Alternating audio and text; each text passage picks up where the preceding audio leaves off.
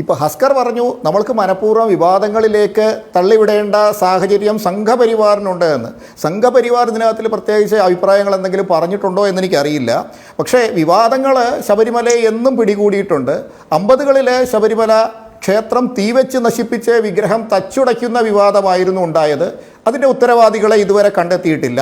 അതിനുശേഷം നിലയ്ക്കൽ കുരിശ് വിവാദമായിരുന്നു ഉണ്ടായിരുന്നത്. സെൻറ്റ് തോമസ് വരാത്ത സെൻറ്റ് തോമസിൻ്റെ ഇല്ലാത്ത കുരിശിനെ അവിടെ സ്ഥാപിച്ച് ഒരേക്കർ ഭൂമി ഉടൻ തന്നെ പള്ളി വയ്ക്കാൻ വിട്ടുകൊടുക്കുന്ന തരത്തിലുള്ള വിവാദമായിരുന്നു അത്. അതിൻ്റെ കാരണക്കാരെ അതിൻ്റെ ഗൂഢാലോചന ഇതുവരെ പുറത്തു കൊണ്ടുവന്നിട്ടില്ല. അതിനുശേഷം മേൽശാന്തിയെ ആങ്ങമൂഴി പള്ളിയിൽ കൊണ്ടുവന്ന് മുട്ടുകുത്തിക്കുന്ന വിവാദമായിരുന്നു.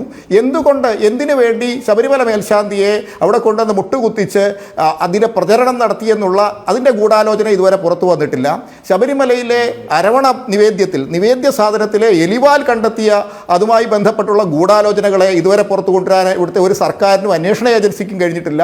തന്ത്രിയെ ആസൂത്രിതമായിട്ട് തന്ത്രിയെ വിവാദത്തിൽ കുരുക്കി ഹണി ട്രാപ്പിൽ പെടുത്തുന്ന നടപടി ഉണ്ടായി. ഇതിൻ്റെ ആ ഗൂഢാലോചന പുറത്തു കൊണ്ടുവരാൻ സാധിച്ചിട്ടില്ല. അതുപോലെ തന്നെ ഈ തന്ത്രി വിവാദമുണ്ടായ സന്ധ്യയെ ഹണി ട്രാപ്പിൽ പെടുത്തിയ അതേ സമയത്താണ് സുപ്രീം കോടതിയിൽ ആ വർഷം തന്നെ അതേ തൊട്ടടുത്ത മാസമാണ് ഈ യുവതീ പ്രവേശനത്തിനുള്ള കേസ് ഫയൽ ചെയ്യുന്നത്. ആ വർഷം തന്നെയാണ്. പിന്നീട് 2 ദുരന്തങ്ങളുണ്ടായി. പുല്ലുമേട് ദുരന്തമുണ്ടായി, അതുപോലെ തന്നെ ഹിൽ ടോപ്പിൽ ദുരന്തമുണ്ടായി. ഈ ദുരന്തങ്ങളുടെയൊക്കെ സംവിധാനങ്ങൾ അല്ലെ അതിൻ്റെ ഗൂഢാലോചനകൾ അതിനെപ്പറ്റിയുള്ള സമഗ്രമായ അന്വേഷണം നടത്തിയിട്ടില്ല. ഏറ്റവും അടുത്ത് മുല്ലപ്പെരിയാറിൻ്റെ വിവാദമുണ്ടായ മുല്ലപ്പെരിയാർ സമയത്ത് വിവാദ കത്തി നിൽക്കുമ്പോൾ അതിർത്തിയിലെ തമിഴ്നാട്ടുകാരായ അയ്യപ്പ ഭക്തന്മാരെ തടഞ്ഞ് അവരെ മർദ്ദിക്കുന്ന സാഹചര്യമുണ്ടായി. ആ സാഹചര്യത്തിൻ്റെ അതിൻ്റെ അന്വേഷണം ഇതുവരെയും എത്തിയിട്ടില്ല. അതേപോലെ തന്നെ ഏലക്ക വിവാദം ഈ കഴിഞ്ഞ മുൻ വർഷങ്ങളിൽ ഏലക്കയിൽ വിഷാംശമുണ്ടെന്ന് പറഞ്ഞ് അരവണ പായസം കോടിക്കണക്കിന് രൂപയുടെ അരവണ അവിടെ നശിപ്പിക്കുന്ന സാഹചര്യമുണ്ടായി.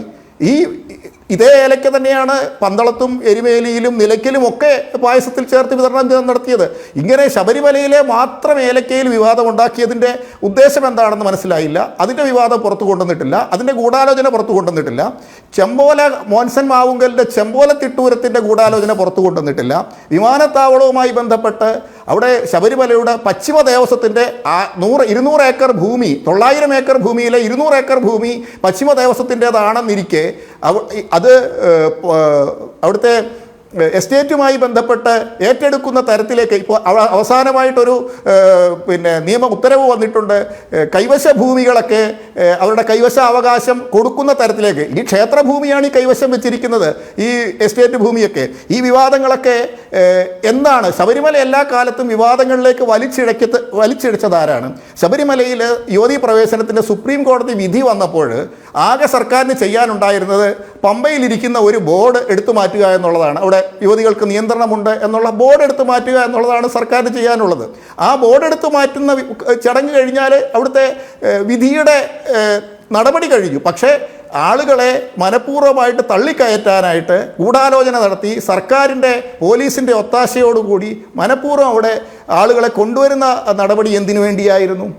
ഇത് ഗൂഢാലോചന, കച്ചവട ഗൂഢാലോചന തന്നെയാണ്. ശബരിമലയിൽ തിരക്ക് വർദ്ധിക്കുന്നതിലൂടെ വരുമാനം വർദ്ധിക്കണം. ഈ വരുമാന വർധനവ് മാത്രമല്ല, ഈ തിരക്ക് വർദ്ധിക്കുമ്പോൾ ആചാരാനുഷ്ഠാനങ്ങൾ നടത്താൻ പറ്റാത്ത സാഹചര്യം വരുമ്പോൾ ശബരിമല കൂടുതൽ മണിക്കൂറുകൾ തുറന്നിരിക്കണം. ഇപ്പോൾ തന്നെ ശബരിമലയിലെ ദർശന സമയം പരമാവധി ദീർഘിപ്പിച്ചിട്ടുണ്ട്. അപ്പോൾ ദർശന സമയം ദീർഘിപ്പിച്ചിട്ട് പോലും അവിടെ ആൾക്കാർക്ക് ദർശനം ലഭിക്കാത്ത സാഹചര്യം വരുമ്പോൾ ദിവസം കൂട്ടണം. പൂർണ്ണമായിട്ടും 365 ദിവസവും തുറന്നിരിക്കുന്ന തരത്തിലേക്ക് ശബരിമലയെ മാറ്റുക. അതിൻ്റെ കച്ചവട സാധ്യത കേരളത്തിലുടനീളം ഈ ടൂറിസം സാധ്യത ഉപയോഗപ്പെടുത്തുക. ശബരിമല തീർത്ഥാടനം എന്ന് പറയുന്നത് ടൂറിസമല്ല, ആധ്യാത്മികതയുടെ ഉന്നത തലത്തിലാണ്. ഹസ്കർ സൂചിപ്പിച്ചു അമർനാഥിലെയും അതേപോലെ തന്നെ വൈഷ്ണോദേവിയിലെയും ഒക്കെ തീർത്ഥാടന കേന്ദ്രങ്ങൾ. അദ്ദേഹം ആ തീർത്ഥാടന കേന്ദ്രങ്ങൾ കണ്ടിട്ടുണ്ടോ? അവിടെ എവിടെയെങ്കിലും സന്ദർശിച്ചിട്ടുണ്ടോ? ഈ ഭാരതത്തിലുടനീളമുള്ള അനേകം തീർത്ഥാടന കേന്ദ്രങ്ങളുടെ മാസ്റ്റർ പ്ലാൻ ഈ തിരുവിതാംകൂർ ദേവസ്വം ബോർഡിൻ്റെ മെമ്പർമാരെങ്കിലും അല്ലെങ്കിൽ ഒരു വിദഗ്ധ സമിതി പോയി കാണാൻ തയ്യാറാകണം. കാശിയിലെ കോറിഡോർ പോയി കാണാൻ തയ്യാറാകണം. മഹാകാലേശ്വരിലെ ഇപ്പോൾ നടക്കുന്ന വികസനങ്ങൾ പോയി കാണാൻ തയ്യാറാകണം. അമർനാഥിലെ തീർത്ഥാടകർക്ക് എങ്ങനെയാണ് ഫെസിലിറ്റീസ് കൊടുക്കുന്നത്, അവിടുത്തെ കൊടും തണുപ്പിലും മഞ്ഞിലും ഒക്കെ അവർക്ക് എങ്ങനെയാണ് സൗകര്യങ്ങൾ കൊടുക്കുന്നതെന്നൊന്ന് പോയി പഠിക്കാനെങ്കിലും ഇവിടുത്തെ കേരളത്തിലെ വിദഗ്ധ സംഘം തയ്യാറാകണം. അതിനനുസരിച്ചിട്ടുള്ള മാസ്റ്റർ പ്ലാനുകൾ നടപ്പാക്കേണ്ടത് ശബരിമലയുടെ മലമുകളിലല്ല, പരിസര പ്രദേശം ചെങ്ങന്നൂർ റെയിൽവേ സ്റ്റേഷൻ്റെ വികസനം നടപ്പാക്കണം, തിരുവല്ല റെയിൽവേ സ്റ്റേഷൻ നടപ്പാക്കണം, തൊട്ടടുത്തുള്ള പരിസര പ്രദേശങ്ങളിലെ ഇടത്താവളങ്ങളിൽ പരമാവധി ആൾക്കാർക്ക് വിരിവെച്ചു തങ്ങാനുള്ള അടിസ്ഥാന സൗകര്യം നടത്തുവാനുള്ള സംവിധാനം നടത്തപ്പെടണം. അതല്ലാതെ ഈ ആഗോള നിക്ഷേപ സംഗമം കൊണ്ട് ഊരാളുങ്കൽ സർവീസ് സൊസൈറ്റിക്ക് കരാറുപണി കൊടുക്കുവാനും ഈ തീർത്ഥാടന കാലത്ത് വിമാനത്താവളത്തിൽ വന്നിറങ്ങുന്നവരുടെ ഇരുമുടിക്കെട്ടിനകത്തിൽ സ്വർണം കടത്തുവാനും ഉള്ള പരിപാടിയാണ് ഈ നിക്ഷേപ സംഗമമെങ്കിൽ അതിനെ വിശ്വാസികൾക്കും ആചാരങ്ങൾ അനുഷ്ഠിക്കുന്നവർക്കും നേരെ ശബരിമലയിലേക്ക് വന്ന് ഹെലികോപ്റ്ററിൽ ഇറങ്ങാനല്ല താല്പര്യം. എരുമേലിയിൽ നിന്ന് കാനനപാതകളിൽ പരമ്പരാഗതമായ അനുഷ്ഠിക്കേണ്ട ചടങ്ങുകളുണ്ട്. പന്തളം മുതൽ തിരുവാഭരണ പാതയിൽ പോകുന്ന സ്ഥലങ്ങളിലൊക്കെ ചടങ്ങുകളുണ്ട്. ഈ ആചാരങ്ങളും അനുഷ്ഠാനങ്ങളും ഒക്കെ നടപ്പാക്കി 41 ദിവസത്തെ വ്രതമനുഷ്ഠിച്ച് തിരുവിതാംകൂർ ദേവസ്വം ബോർഡിൻ്റെ പ്രസിഡൻ്റെങ്കിലും അയ്യപ്പ ആചാരവുമായി ബന്ധപ്പെട്ട ചടങ്ങുകളും ബന്ധപ്പെട്ട അയ്യപ്പ ഗീതയോ അല്ലെങ്കിൽ ഭൂതനാഥ സർവസ്വമോ ഭൂതനാഥോപാഖ്യാനമോ ഒക്കെ എടുത്ത് അതിൻ്റെ എങ്ങനെയാണ് ആചാരങ്ങൾ എന്നുള്ള ഭാഗമെങ്കിലും ആ 2 വരിയെങ്കിലും വായിക്കാൻ തയ്യാറാകണം. അത് അവർക്ക് എങ്ങനെയാണ് വരുന്നവരെ എങ്ങനെയാണ് സൗകര്യങ്ങൾ കൊടുക്കേണ്ടത് എന്നുള്ള സംവിധാനങ്ങളാണ് അവിടെ ഏർപ്പെടുത്തേണ്ടത്. 41 ദിവസം വ്രതമെടുത്ത് വരുന്ന ഭക്തരാണ് അവിടെ വരേണ്ടത്, അല്ലാതെ നിക്ഷേപകരല്ല, VIP ഭക്തരല്ല. വരുന്നവരെല്ലാം അയ്യപ്പ ഭക്തന്മാരല്ല, സ്വാമിമാരാണ്. ആ സ്വാമിമാരെന്നുള്ള രീതിയിൽ അവരെ കരുതാനും പോലീസുകാരുടെ ആക്രോശം വേണമെങ്കിൽ പോടാ തൊഴുതിട്ട് എന്ന് പറയുന്ന സന്നിധാനത്ത് നിന്ന് പലപ്പോഴും കേൾക്കുന്ന കാഴ്ചയാണ്. എടാ പോടാ വിളികളൊക്കെ അടുത്ത സമയത്ത് വന്നതാണ്.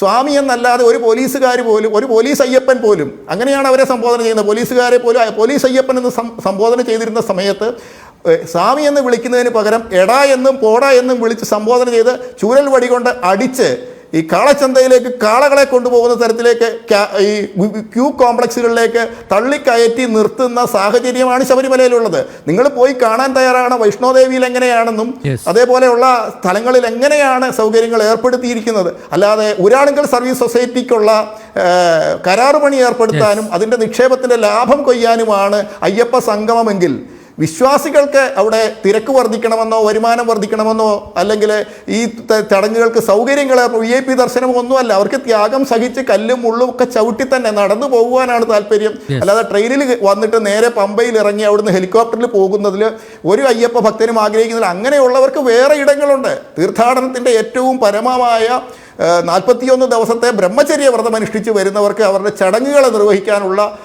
ആവശ്യമായ നടപടികളാണ് തിരുവിതാംകൂർ ദേവസ്വം ബോർഡിൻ്റെ ഭാഗത്തു നിന്നുണ്ടാകേണ്ടത്.